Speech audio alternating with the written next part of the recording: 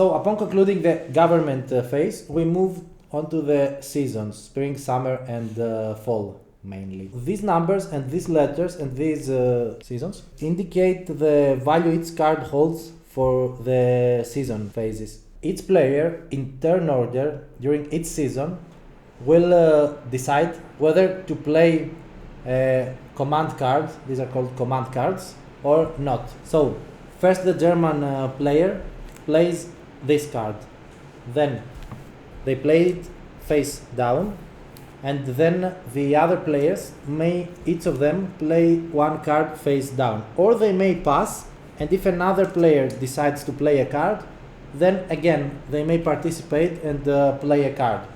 When all players have either played a card or opted to pass in their turn, we start the season, and then we all reveal our cards simultaneously. Cards for the correct season, for example in spring, are valid for full command, which means you have 4 units to move actually. Cards that are played for the wrong season have a reduced command value, which is called emergency command, and which we're going to talk about shortly. So the number indicated shows the number of units you can move, and the letter shows the order by which the players will play. So if, for example, some player has played a c4 for spring, and another player has played a b4 for spring, so the B player will play their turn first, conducting 4 moves, moving 4 units, and then the other player, the C player, will move 4 units of their own. Each season is divided into movement phase, combat phase, and then supply phase. More particularly, each player moves in his turn, then we conduct his combat phase, then the other player gets to conduct his movement phase, and after all players have concluded their movement phase and combat phase, then we do a supply phase for all players. At this point, because we are entering into the heavy part of the game and its core, I would like to proceed in an unorthodox way and talking about the supply phase first, and then we are going to deal with the details and restrictions of the movement.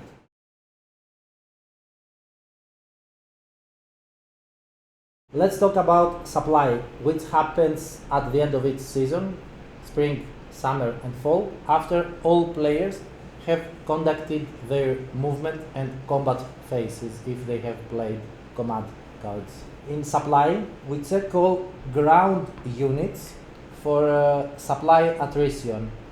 By saying all, it is not entirely correct because forts are not checked for supply. So the units that are actually checked for supply are the infantry and the tank units. In order to survive the supply phase, they must have a legal chain of supply to their capitals or sub-capitals. And I mean, for example, these German infantry units have to trace some supply into either Berlin or Ruhr or Rome, for example. Now, even if you control an enemy's capital, this is not a supply source. So even if the Germans are here and controlling Moscow, they cannot draw supply from Moscow. They have to trace some supply through a chain of controlled areas onto Berlin. And this deems the question, who controls each area? So at this point, we have to talk about controlling land areas. The players control their home territory unless it is solely occupied by another faction. I mean, in this case, if the Russians have invaded this far and they're alone here, they control it. So if one faction is alone in an area, they control the area. However, if there are multiple units in the same area, this area is termed disputed. So in this case of a disputed area, the one who controls it is the one who was there first. So the Germans have this fort here, and the Soviets have invaded to conquer Berlin. The German fort survives the battle, and these two units are remaining in the same area.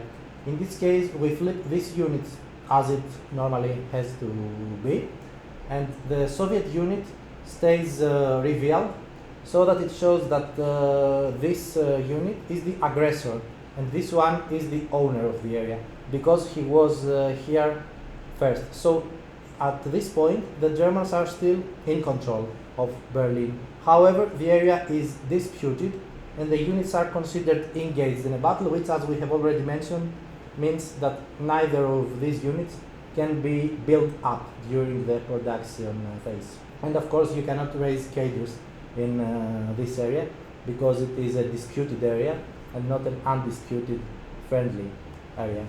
So whenever an area is unoccupied and it's one nation's home territory, the control reverts to its owner. So the Germans are controlling these regions which are unoccupied. But what happens with other land areas? So we've got some different cases. It's the case of the neutral countries like Poland, and also colonies like Malta, for example. When a player is solely occupying this colony and thus controls its capital, Malta, in this case they place their influence marker here to show that, for example, in this case the Soviets have conquered Malta, and even if the Soviets later leave the area, control remains Soviet. But if later on the Western players reconquer this area, then we remove this marker to show that control reverts back to the original owners, which is the West. So whoever controls the capital of a colony or a neutral nation controls all unoccupied areas of this colony or nation. So for example, whoever controls Warsaw in Poland places his influence marker, whether he has controlled it diplomatically or militarily. So for example, in this case, the Soviet player either militarily or diplomatically have conquered Poland, which means they control Warsaw as well as Vilna and Lvov, these three land areas, in case they are unoccupied. But if the Germans, for example, move here or win a battle here and remove the Soviets, and thus they stay alone here, then the Germans are controlling Lvov without placing an influence marker, and the Soviets control the rest of Poland because they got the influence marker in Warsaw. Same thing applies to colonies. So let's move to India, for example. Whoever controls Delhi, which of course will be the Western player at the beginning of the game. So if it is another player, they place their influence marker if they conquer it militarily, and then they control all unoccupied land areas of this colony. In case the area is disputed, the one who controls it is the one who was there first, which we move upright. This is the owner and this is the aggressor. So when talking about land areas, if there is a rival there, which you are not at war with, the sea area is considered friendly, as if it is empty. So your ships and air forces and ANS in general can move through these areas, no problem, say hi to the rivals. But if you are at war with the opponent's faction and the sea area is like this, then this is not a friendly sea area, and you cannot move through here without battling the enemy. So this concludes the control section, land control and sea control. And let's go back to the supply problems. Suppose the Germans have conquered Delhi and they control these three areas. Still, Delhi is not a supply source. It is only a supply source for the Western players as long as they control it. So in this case, the German ground unit still has to trace supply, and it has to be traced through an infinite number of land and sea areas that are friendly or open seas. Seas that are not hostile to you because being occupied by enemy units, are called open seas because your units can move through this sea no problems. So if you can trace a chain of open seas and friendly land areas to one of your capitals or sub-capitals, then this unit survives the supply check. But if there are some hostile areas intervening, like this one which is controlled by the Soviet player, or some neutral nation intervening, which in this case is Persia, then these land areas do not qualify for supply check. So in this case, suppose these areas are fully covered by enemies, or suppose this is still Persia neutral. In this case, the Allies, while being at war with the West and the Soviet Union, cannot survive the supply check for this unit because this is not an open sea, and this is not an open sea either, and this one is not a friendly land area either because it is controlled by the neutral Persia. And also this one could work, but it is also neutral in this case of Afghanistan. One exception are the straits. Straits in many ways work as sea areas in supply as well. So if a strait belongs to a neutral nation or a rival but not an enemy, you can trace supply through there. So for example, if you are not at war with the Western allies, then as the Axis player, you may trace supply through this open sea and then continue through here and then pass through this rival Strait of Suez, or even in some other cases through this neutral Strait of Istanbul, and continue your supply line until reaching Rome, which results in the Axis unit survival. So thematically, imagine there are international treaties which allow the use of neutral straits or rival straits for peaceful purposes. So for example, you are in peace with Turkey, so you cannot occupy their lands or trace supply through them, but you can move through and trace supply through their straits, like the Istanbul Strait. So whenever a unit fails to trace supply, it suffers attrition.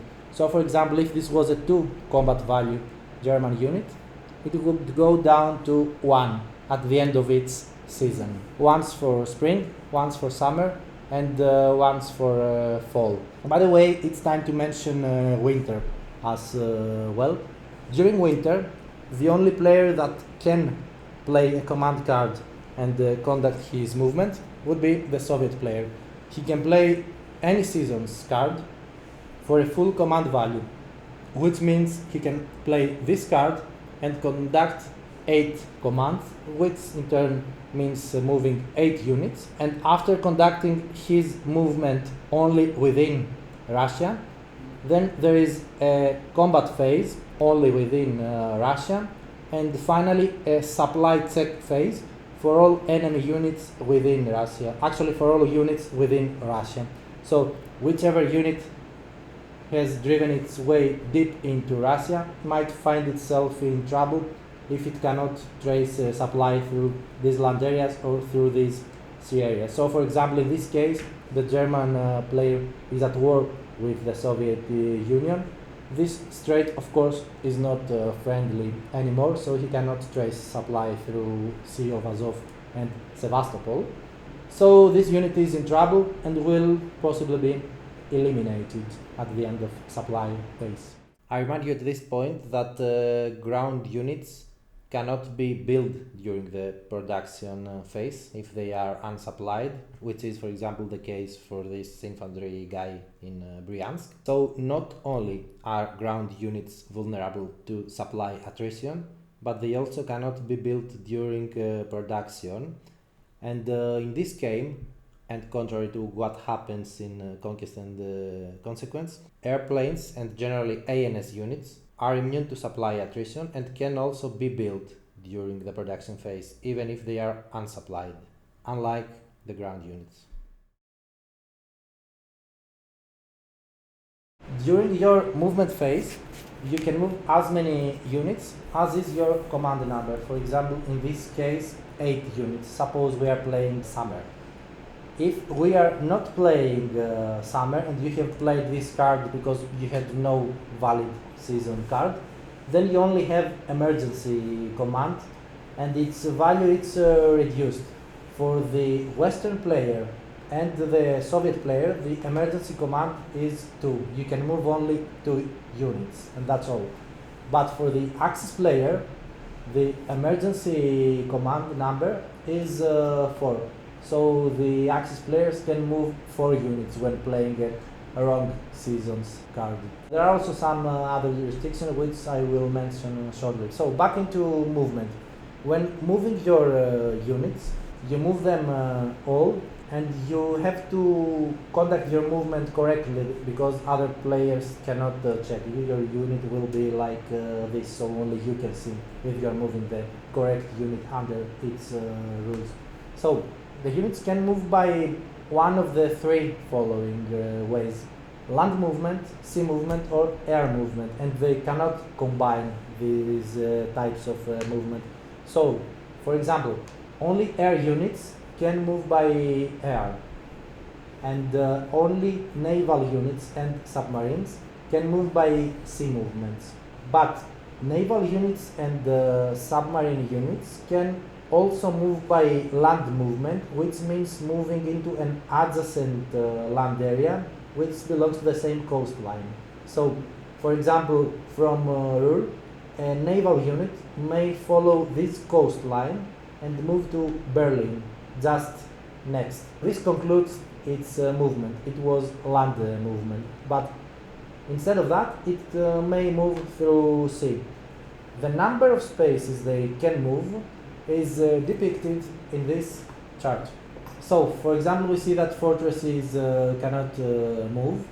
Most of the units can move only 2 spaces, but some of them, like carriers and fleets at sea, and also tanks in land, can move 3 spaces. So, when talking about sea movement can be through sea areas and straits, and it can end at a coastal area, an area which is adjacent to sea. So, for example, this submarine may move by sea because why not? And also, ground units can also move by sea, but in this case they are termed convoys, which means this one unit is being transported by sea and it moves through here and ends its move in Tunisia. The movement allowance for convoys is 2 again, so it may move through sea. Or to give you another example, if it is in Sicily, it can move by sea through here, or it can move through land. Land movement can happen either in land areas or straits. So again, in this case, straits work as both land and sea area for purposes of movement. You can conduct both land movement and sea movement through the strait. Of course, if it is a friendly strait or a rival strait or a neutral strait, you can sea move through it. The international treaties are valid and you can peacefully move through the strait.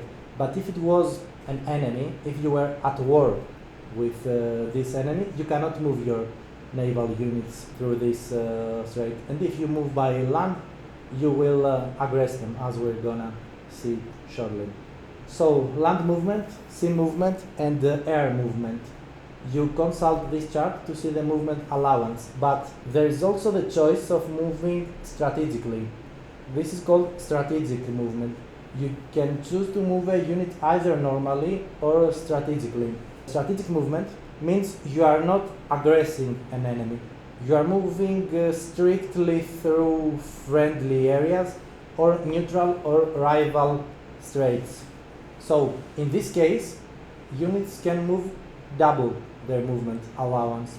So, for example, if a German player controls this land area and moves strictly through land areas, instead of the usual 2, he can move 4 spaces. So he can move 1, 2, and even continue right next to Croatia and Yugoslavia if he controls this area. So it would be a 1, 2, 3, 4. This would be a strategic movement because he has not aggressed an enemy. Same applies to the naval units. For example, a fleet that moves from here, its normal movement allowance would be 3, but it can move up to 6 spaces if they are not at war with the West, for example. They can move through here, so it would be 1, 2, 3, and possibly 4, 5, 6. Why not?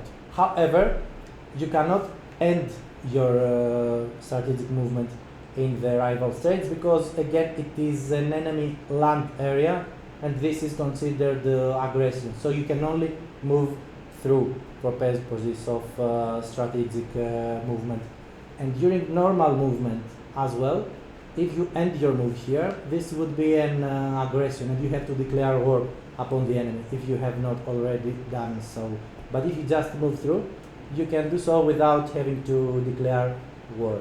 There are also some restrictions in the aeroplanes, which are the following. Aeroplanes, in order to strategically move, they have to start and end their movement in a friendly land area, in an undisputed land area rather.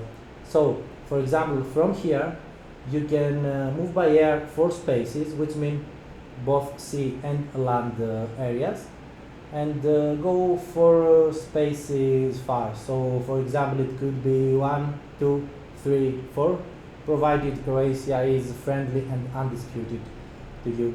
But for example, if there was an enemy unit here, this would not be a valid move because you're moving strategically and you are ending your move in a disputed area. You have to strictly move through friendly areas. Another restriction regarding aeroplanes is that while they can end their movement at sea, if they start their movement at sea, they have to end their movement in a friendly land area.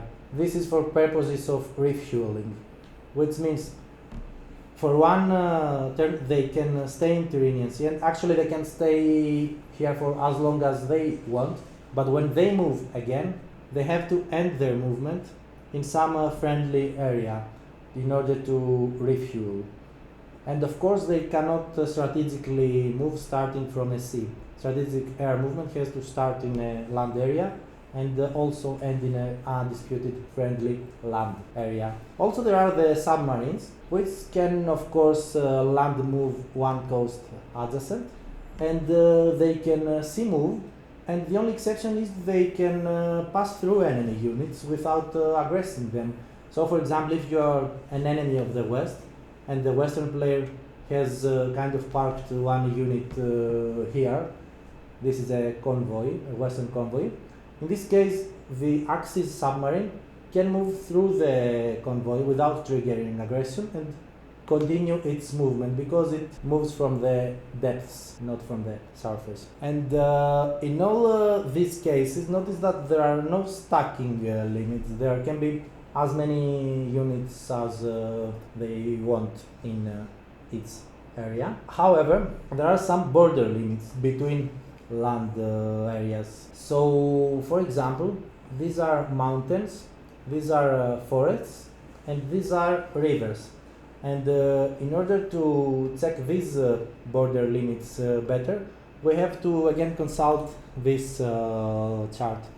You will notice that there is a border limit of 3 units passing through a plains border, which is this one, vast plains.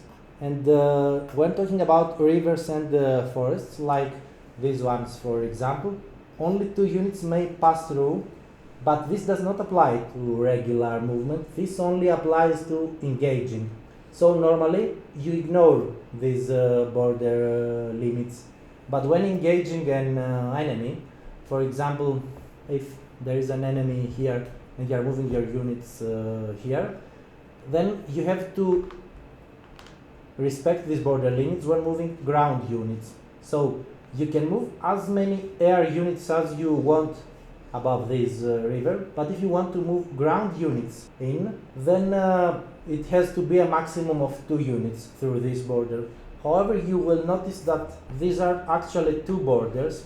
Two units can move through here, and two other ground units can move through here, for example. So this would be a very valid move.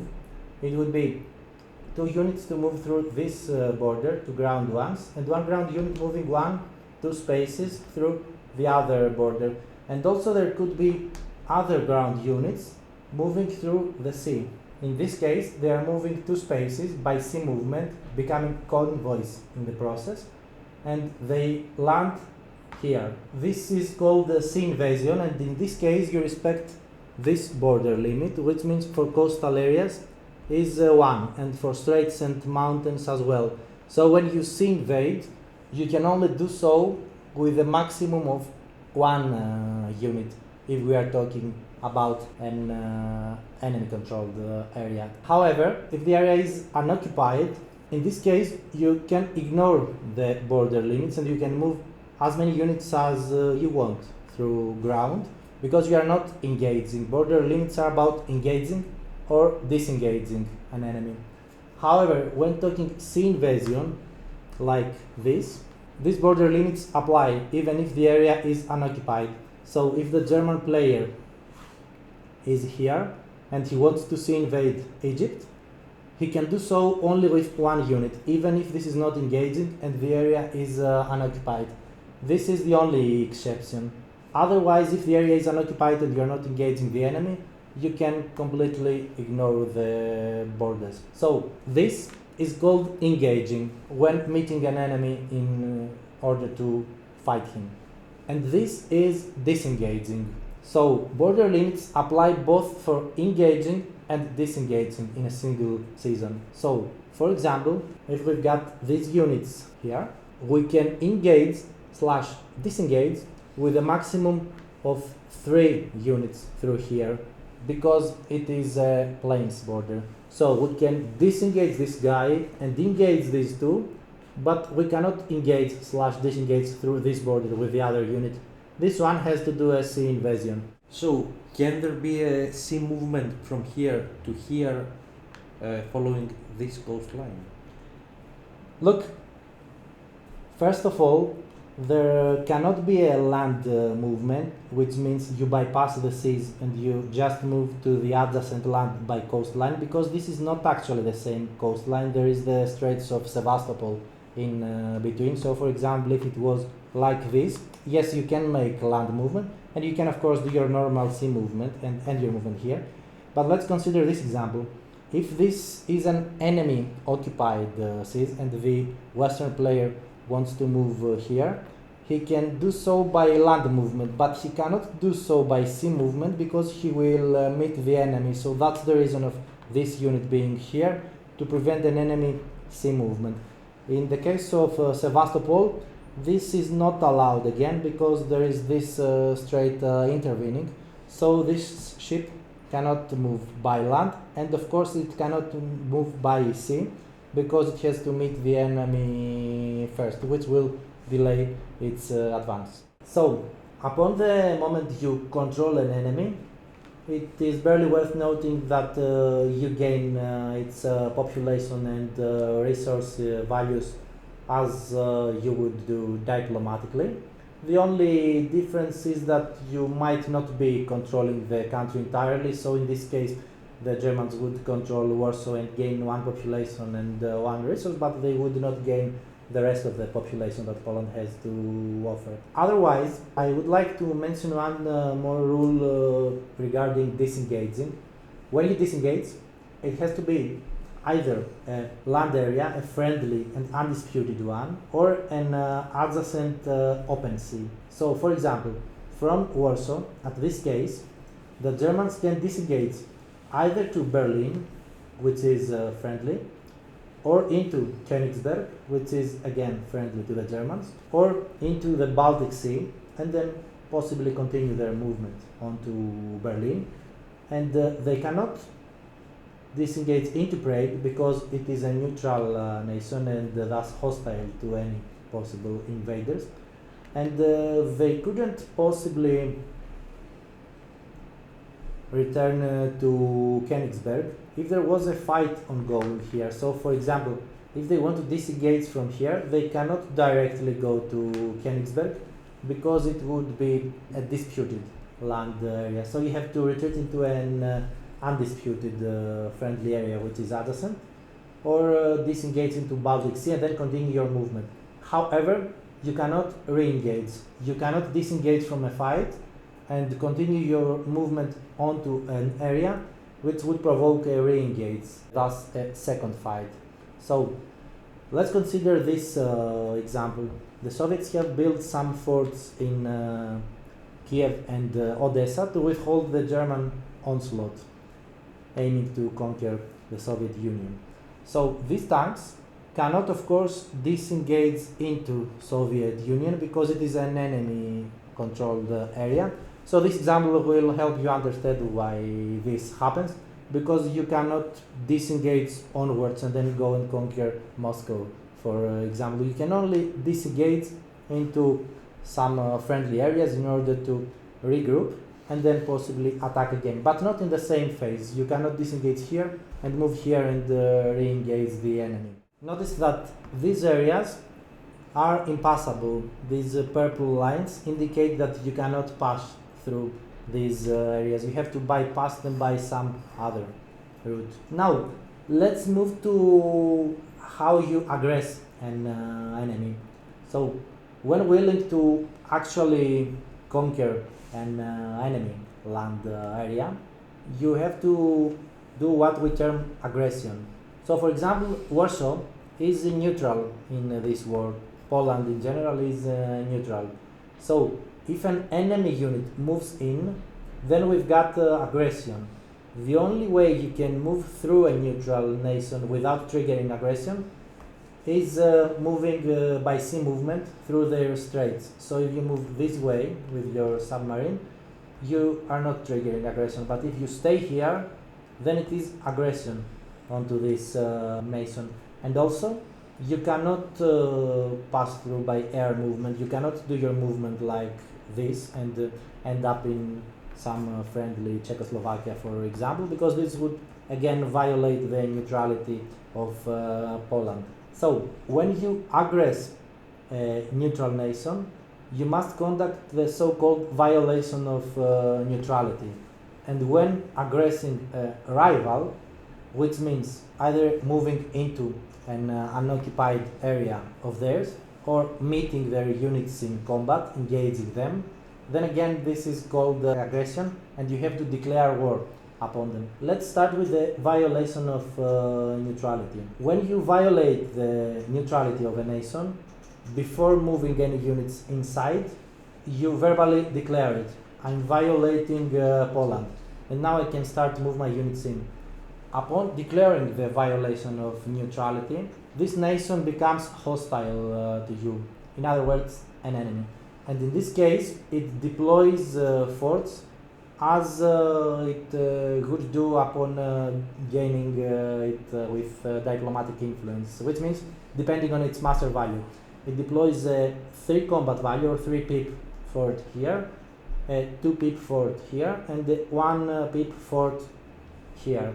And you can optionally place this marker under the capital to indicate that the violator is the Axis player, is the one who triggered the violation of neutrality.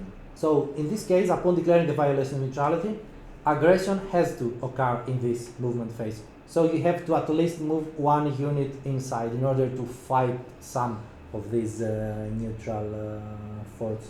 And they fight as usually, as we're gonna see later at the combat section. However, neutral forts, I mean forts of the armed miners, attack in a given sequence. They first attack ground units and you allocate the hits accordingly. And if no ground units are there, they attack navals, then air forces, and lastly subs. Of course, if you conquer the nation's capital, then your marker is placed and all the remaining forts are removed. So in case you control the capital, the nation surrenders and you gain control over the remainder of its unoccupied areas. However, if some area of it was occupied by another player, he would still retain control of this particular land area. So, when two rivals are attacking the same nation, like what historically happened with Poland, so that's a very good example, the German player is violating the neutrality of Poland and they move the units inside and the forts are deployed. A 3 combat value fort here, a double one here and a single one here. The USSR player, which is at peace with the Germans, may in turn invade. Also, we should mention that upon violating a neutral, the other players gain action cards depending on the capital's master value. So, if the Axis player violates Poland, the West player and the USSR player will draw 3 action cards, which is the value of Warsaw as Poland's capital. After that, the USSR player can attack without any further penalty, and this would possibly result in a partition of Poland. The German player could conquer this area and the USSR player could conquer this area. What about that? Well, as long as the capital remains intact, this would also remain intact or could possibly be reduced if attacked by the Soviet player or even conquered by the Soviet player. As long as this is unoccupied, it reverts to Polish control. But if someone controls Warsaw, in this case Axis, then they control all unoccupied areas of Poland. Now, what happens if the two players are at war? This is a different case. In this case, we don't have partition, we've got intervention. In this case, the Germans are at war with the Soviets, they violate Poland, they try to conquer it, but fail to do so initially. So these fortresses remain intact. And if the Soviet player declares intervention, or even more smartly so, if at the same time he declares war upon the Germans and attacks them, and at the same time he declares an intervention into Poland, then he is considered like the savior of Poland. And in this case, if he moves a ground unit into a territory, then all the Polish join his side. He places his influence marker in the capital, and all forts are traded with equal combat value units of any type for the Soviets. So they may place a 3 combat value infantry here and replace this 2 combat value fort with one of their own forts in a combat value of 2, and also gain one combat value unit here. And they are fighting the Germans, and they also have control of Poland and its resources and population. This is called intervention. Okay, so let's clarify once more the declaration of war sequence. When declaring war upon an enemy, first of all, you flip your marker upside down. So this means -1 victory point. We will talk about its significance shortly. And the victim removes this marker to reveal the reduced industry cost. So the victim's industry cost is lowered, and now the victim of the declaration of war can further upgrade his industry slightly easier. The declaration of war has to be made at the beginning of your movement phase, before moving any units. Then, after verbally declaring the war and after adjusting the appropriate declaration of war markers, you start your movement and you move your units as normally. However, an aggression must occur during the victim of the declaration of war in this movement phase, even if it is just an English player, for example, moving his fleet here to attack a submarine, in which case the submarine would be hidden, you don't know what it is. This is just sufficient to satisfy the aggression requirement. I repeat, aggression means either engaging one of his units in an area solely occupied by his units, or move into an unoccupied territory of his. After that, there is no further penalty for the warring factions. They can move into each other's territory following the normal movement restriction. And for this following combat phase only, they have surprise attack, which we have to talk about later. Now, back onto movement. Upon engaging the enemy, you are the aggressor if it was an undisputed area, and now it is disputed. You are the aggressor, and in case you fail to conquer this territory, this unit, which was here before, is returned upright to show that this is the owner of the area. Notice that this is somewhat different than defender and attacker, because in a subsequent combat phase, when this unit or other units move here, they are still the aggressors because they want to gain control of this area, and this is the original owner. But if it is the German player's turn and they trigger combat here, they are the attackers. But if the Soviet players in their turn move units here, or even with only the existing units here, trigger combat, then they are attacker, and the German units, the non-active players units, are the defenders units. We'll talk about their significance shortly in the combat section, but for the most part the defenders fire first. Let's move on with emergency command. If you have played the card for the wrong season, then as we said, you can only move a maximum of 2 units for the West player and the USSR player, or a maximum of 4 units for the Axis player, and you cannot trigger aggression. So once more, aggression is either going into an area that contains only enemy units, which might possibly be units from both enemy factions. If you move here, you are conducting an aggression. If, however, there is an ongoing fight here, the combat has not been resolved, and for example the Soviet player is the owner, you can further move units in without triggering aggression. So you can also do it during emergency command. Under emergency command, which means under a card for the wrong season, you may only normally move units or strategically move units, but without triggering aggression and without triggering combats. So you can bring as many units as you want here, I would say, in order to reinforce the ongoing fight, but this would not exactly be true because you still have to respect the borders. So under the normal movement restrictions, you can bring some units here to reinforce the ongoing fight. Or you can, of course, disengage your units and pull off this fight completely. And this would be valid under emergency command. What you cannot do is start a new aggression and triggering combat. You can only do it with the correct seasons card. Can you do an intervention with emergency command? No, you cannot, because it would kind of be considered an aggression. So under emergency command you cannot declare intervention.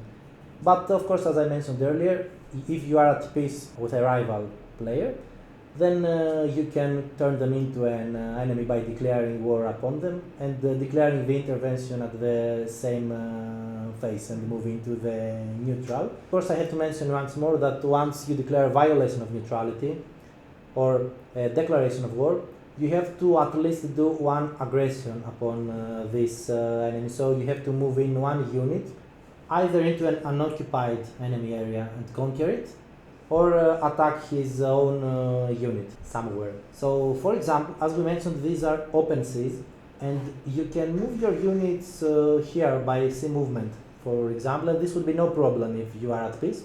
But of course you can declare war and move these units here, or even leave them here and just declare war upon them and declare that you are attacking them, and then a combat phase would occur. Now, one thing that I would like you to be very careful of, and this is one of the most important things in the game, is that only ground units can gain control of a land area, which means, for example, even if you bring your submarine unit here and for some inexplicable reason it manages to destroy the fort, you are not gaining control of Warsaw. In order to gain control of it, you have to bring in a ground unit. After you have gained control, however, you can leave some other units to maintain control. So, for example, in a subsequent movement phase, you can move your tank out and you can move your air force in. And in this case, you are still retaining control of Warsaw. So, for example, if the enemy attacks you and you destroy him, you can still keep control. However, ANS units, which once again means air forces, submarines and naval units, if they are without ground support, they cannot maintain control against an enemy ground unit. What does this mean? If an enemy ground unit moves in and it survives the combat, then all ANS units at this land area have to leave. So these German air forces and submarines cannot maintain control of Warsaw against this Soviet ground unit. They have to leave, and then control is ceded back to the Soviets.